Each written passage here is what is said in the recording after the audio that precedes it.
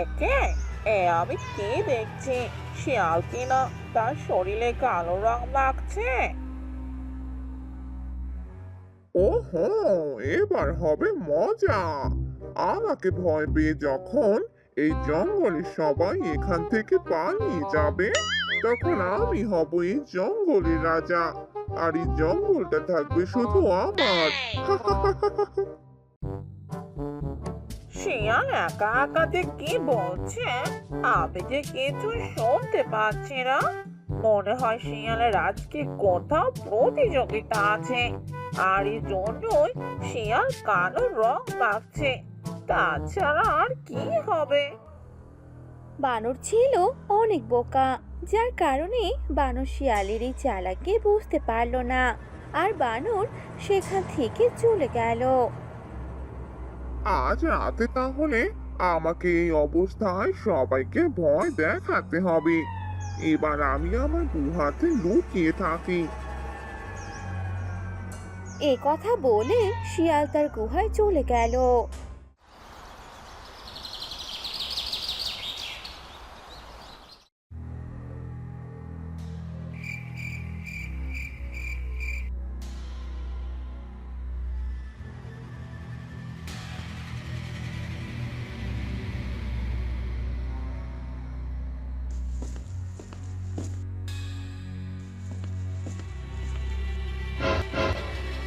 আহ!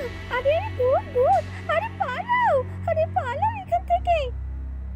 শিয়াল টুনি পাখির সামনে তার রং করা কালো মুখখানা দেখালো। আর টুনি পাখি শিয়ালের মুখটা দেখে অনেক ভয় পেয়ে গেল আর সেখান থেকে পালিয়ে গেল।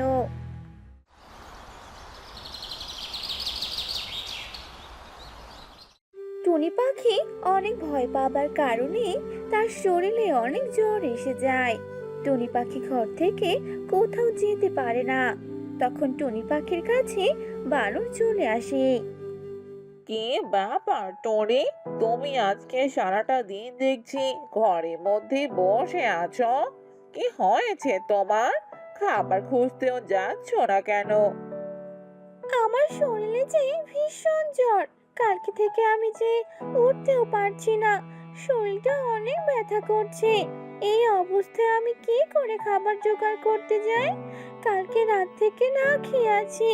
কালকে রাতে যে খাবার এনেছিলাম সেটা তো ফেলে দিয়ে এসেছি। ফেলে দিয়ে এসেছো? সে কি কথা? তুমি খাবার কেন ফেলে দিয়ে আসতে গেলে টনি? আর বলো না, কালকে আমি এক ঝোপের ঝাড়ের মধ্যে এক ভয়ঙ্কর ভূতকে দেখেছিলাম। কি তার কালো চেহারা, চোখগুলো বড় বড়, আর ভীষণ ভয় পেয়েছিলাম। ভূত দেখেছো তুমি? ভূত বলতে কিছু আছে নাকি টনি? এই সময় ভূত কোথায় পেলে? কই, আমি তো রাতের বেলা এক গাছ থেকে আরেক গাছে যাই, কত কিছু করি। আরে হ্যাঁ, আমি একদম সত্যি কথাই বলছি। আমি সত্যি ওই ভূতকে দেখেছিলাম, আর দেখে তো অনেক ভয় পেয়েছি। আর আমি ওই দিকে কখনোই যাব না। তুমি সত্যি বলছো নাকি মিথ্যা বলছো সেটা আমি বুঝতে পারছি না টুনি। তবে এটা সত্যি খুব হাস্যকর। হ্যাঁ, তোমার কাছে তো হাস্যকর মনে হবেই, কারণ তুমি তো আর দেখোনি।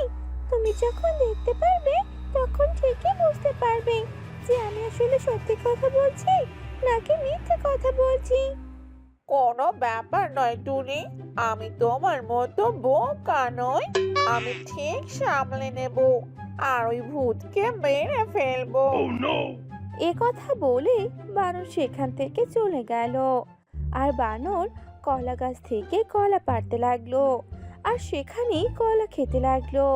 তখনই সেখানে শিয়ালটি তার কালো চেহারা নিয়ে বানরকে ভয় দেখাতে লাগলো। প্রথমে শিয়ালটি ঝোপঝাড়ের শব্দ করতে লাগলো। ঝোপঝাড়ের শব্দ শুনে বানরটি সেখানে চলে এলো। আর বানরটি আসার পর শিয়াল ঝোপঝাড়গুলো সরিয়ে বানরকে ভয় দেখাতে লাগলো।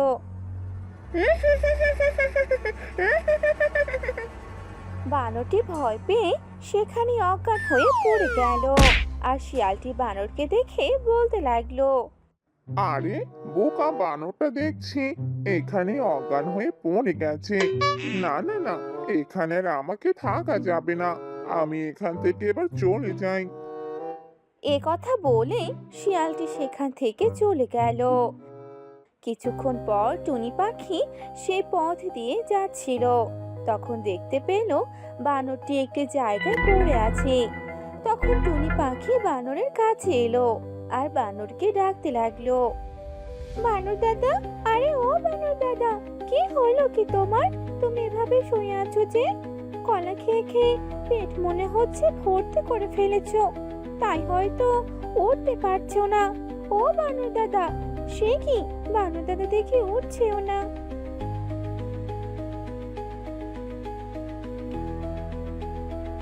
এরপর টুনি পাখি তার মুখে করে কিছু জল নিয়ে আসে আর সেই জল বানরের মুখে ছিটিয়ে দেয়। আর তখনই বানরের জ্ঞান ফিরে আসে। একে আমি এখানে, আরে ভূত, ভূত কই, কই ভূত? আমি ওই যে ভূতকে দেখেছিলাম টনি, জঙ্গলে থাকলে আমরা সবাই মারা যাব। চলো চলো এখান থেকে পালিয়ে যাই। আরে বানর দাদা, কি সব বলছো তুমি? আমরা কেন জঙ্গল থেকে পালিয়ে যাব? এই জঙ্গল তো আমাদের, তাই না? আমরা ওই ভূতকে উচিত সাজা দেব। এবার চলো এখান থেকে আগে চলে যাই। এরপর তারা সেখান থেকে দুজনে মিলে চলে গেল।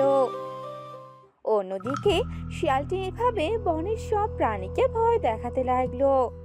সবাই মিলে বনের রাজার কাছে চলে গেল আর রাজাকে বলতে লাগলো, এসব কি হচ্ছে রাজা মশাই? আমরা তো এই জঙ্গলে থাকতেই পারছি না। এই জঙ্গলে যে ভূত আমাদের অনেক বিরক্ত করছে। আরে কি বলছিস তোরা? ভূত? কিসের আবার ভূত? আমার জঙ্গলে ভূত এলো কোথা থেকে? হ্যাঁ হ্যাঁ রাজা মশাই, বানর দাদা একদম ঠিক কথা বলেছে। আমাদের জঙ্গলে যে একটা ভূত আছে। হ্যাঁ হ্যাঁ, আগে আমাকে ভালোভাবে সবটা বুঝিয়ে বল যে আসলে তোরা দেখেছিসটা কি।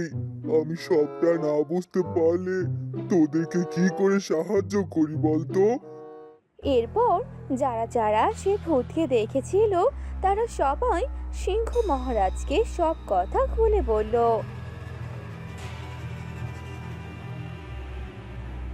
সিংহ মহারাজ বলতে লাগলো, ও, এই ব্যাপার। আচ্ছা ঠিক আছে, তোরা এবার এখান থেকে চলে যা, আমি দেখছি কি করা যায়। তোরা কোনো চিন্তা করিস না, আমি যে কোনো একটা ব্যবস্থা করে নেব।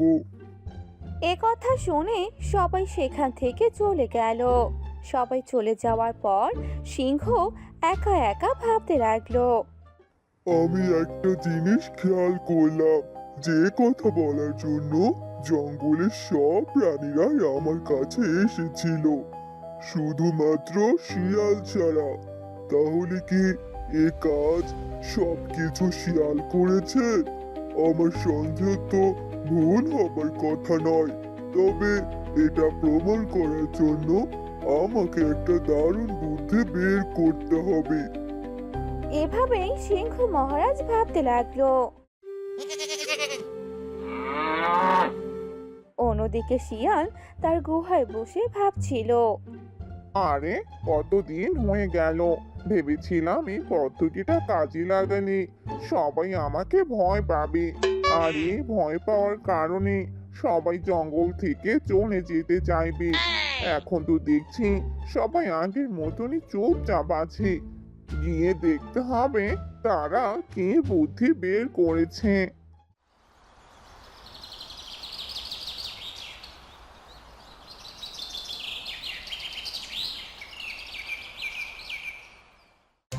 একদিন শিয়াল তার গুহা থেকে বের হয়ে জঙ্গলের সবার সাথে দেখা করতে লাগলো আর সবাইকে জিজ্ঞেস করতে লাগলো। কি ব্যাপার টনি, কি হয়েছে? শুনলাম জঙ্গলে নাকি ভূত এসেছে। হ্যাঁ হ্যাঁ, একদম তাই শিয়াল দাদা। তুমি এটা কি করে জানলে? তুমিও কি ওই ভূতকে দেখেছিলে?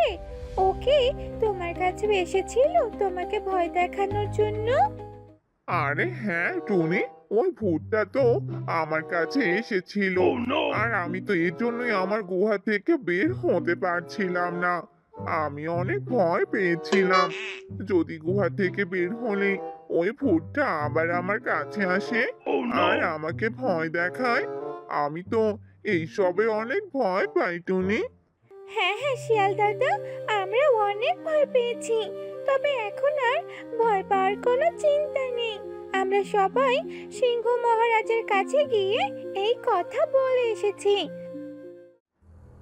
ও, তাই তো বলি, জঙ্গলের সবাই এত চুপচাপ কেন? তোমরা যতই সিংহ মহারাজের কাছে যাও, সিংহ মহারাজ আমার এই চালাকিটা বুঝতেই পারবে না। কি ভাবছো তুমি শিয়াল দাদা? কিছুই কেন বলছো না? আমি তো বললাম তোমাকে যে ভয় পাওয়ার কোনো কারণ নেই, কারণ সিংহ মহারাজ আমাদের পাশেই আছে। হ্যাঁ হ্যাঁ টুনি, সেটাই ভাবছিলাম যে সিংহ মহারাজ আমাদের পাশে আছে, আর যে ভূতটি আমাদের কোনো ক্ষতি করতেই পারবে না। এ কথা বলে শিয়ালটি সেখান থেকে চলে গেল।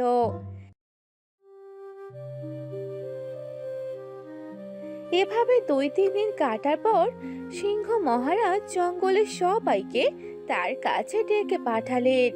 শুধু এ খবর শিয়াল জানতো না।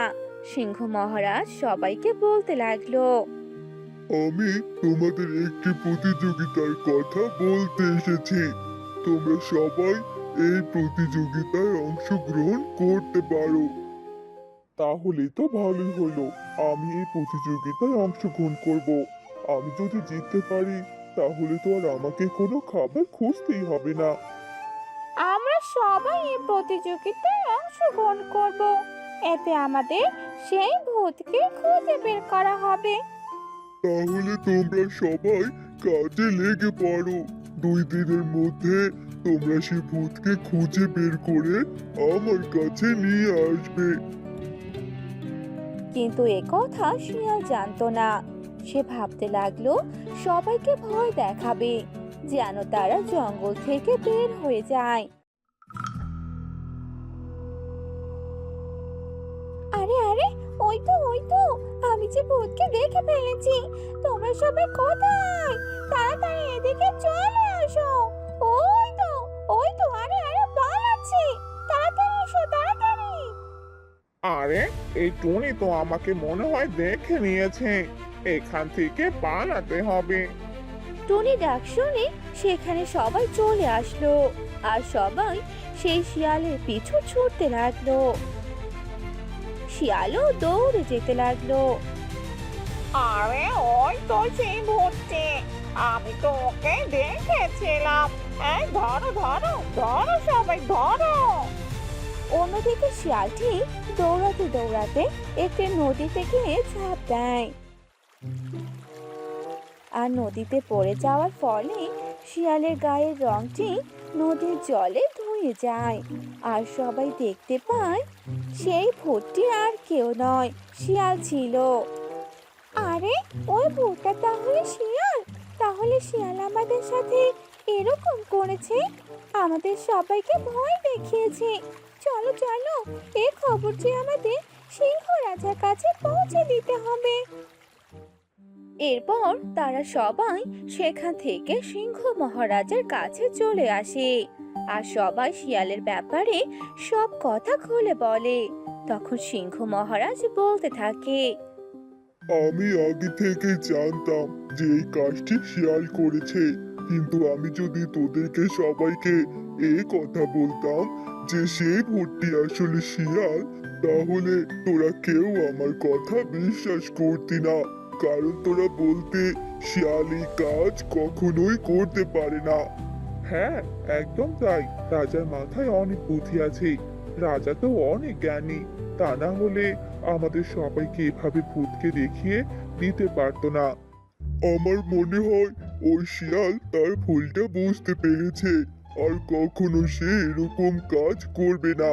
তাই তোমাদের উচিত শিয়ালকে ক্ষমা করে দেয়া। সেও এই জঙ্গলের একজন। হ্যাঁ হ্যাঁ, একদম তাই। আমরা শিয়াল দাদাকে কোনো কিছুই বলবো না। এরপর শিয়াল তার ভুলটা বুঝতে পারে, আর শিয়াল কখনো সেরকম কাজ করে না। এরপর থেকে জঙ্গলের সবাই অনেক ভালোভাবে দিন কাটাতে থাকে। হ্যালো বন্ধুরা, আমাদের গল্পটি আপনাদের কেমন লাগলো তা অবশ্যই কমেন্ট করে জানাতে ভুলবেন না। এমন আরো মজার মজার গল্প দেখতে চ্যানেলটি সাবস্ক্রাইব করে